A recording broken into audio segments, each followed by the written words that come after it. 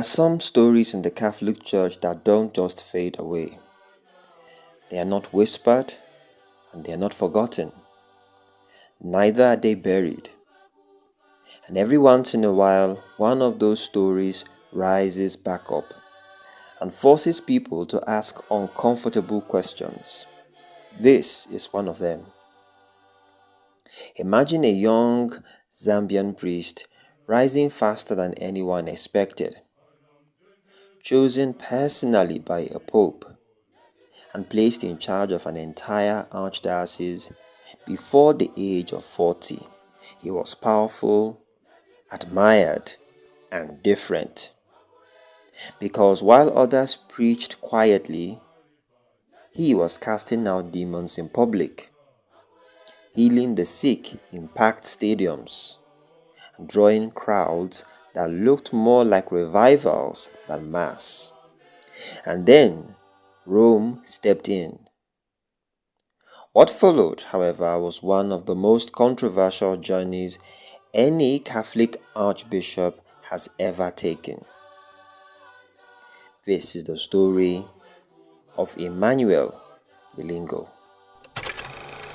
Long before the controversy and before the headlines, even before excommunication, there was just a boy born in 1930 in a small village in what was then northern Rhodesia, now Zambia. A quiet place, simple life, but something about him stood out early. He was drawn to the spiritual, not just religion, but the unseen world. By the time he entered seminary, it was clear this was not going to be an ordinary priest. In 1958, he was ordained, and from the very beginning, his ministry felt different. In the 1960s, as a young priest in Zambia, Milingo didn't just celebrate Mass. He confronted something many clergy avoided: evil, spiritual oppression, possession, you name it. He prayed for people, laid hands on them, and performed deliverance. And the people responded. Crowds gathered. Stories spread. Stories of healing, of freedom, of something powerful happening. By 1969, something extraordinary had taken place. He was chosen by Pope Paul VI to become Archbishop of Lusaka. He was only 39, one of the youngest archbishops in the world. And for a moment, it looked like the church had embraced something new. But here is where things began to shift, because what drew people to him also made others deeply uncomfortable. His masses weren't quiet. They were intense, emotional, and sometimes chaotic. He spoke openly about demons, performed exorcisms publicly, and emphasized spiritual warfare in a way that many church leaders felt was excessive. Still, the people came, thousands of them. But inside the church hierarchy, concerns were growing. Was he helping the faith or distorting it? Was this authentic ministry or something dangerous? By 1983, the Vatican had made a decision. Under Pope St. John Paul II, Milingo was removed from Lusaka. No longer Archbishop, no longer in charge. He was sent to Rome, far away from the crowds that once heard and filled his services. Officially, it was a reassignment, but in reality, it was a quiet shutdown. He was restricted, watched closely, and gradually silenced. For many, that would have been the end. But for Milingo, it was just the beginning of something far more controversial. In 2001, at the age of 71, he did the unthinkable. An archbishop, a Catholic archbishop, got married. Not privately, not quietly, but in a mass ceremony organized by Sun Myung Moon. His bride, Maria, sung. The reaction was explosive.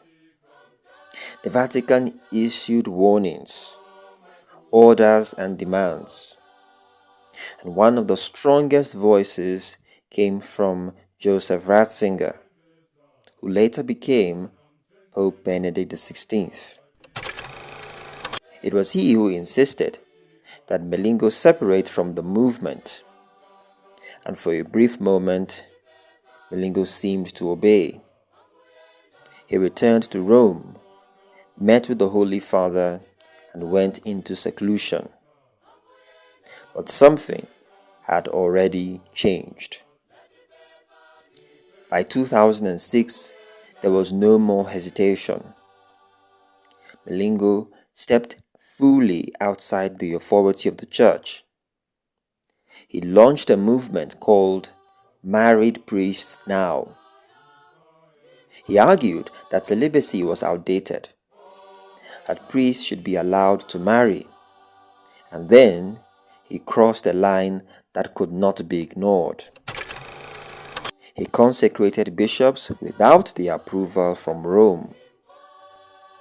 In Catholic theology, that's not just disobedience, it was pure rupture. Within days, the Church responded, and Archbishop Milingo was excommunicated.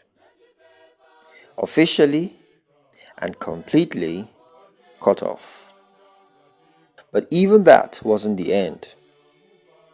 In 2009, the Vatican took one final step. He was laicized, stripped of his priesthood, no longer a bishop, no longer clergy, just a layman. From one of the youngest archbishops in the world to a man outside the church he once served. And yet, he never fully let go.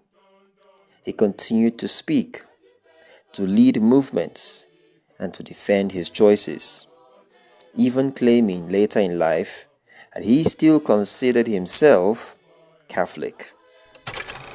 So what do we make of this story?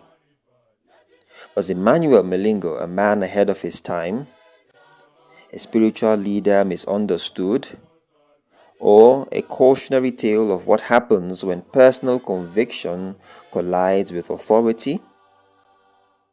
Because the truth is, his story forces a deeper question.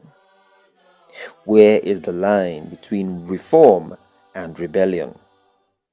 Between spiritual boldness and disobedience?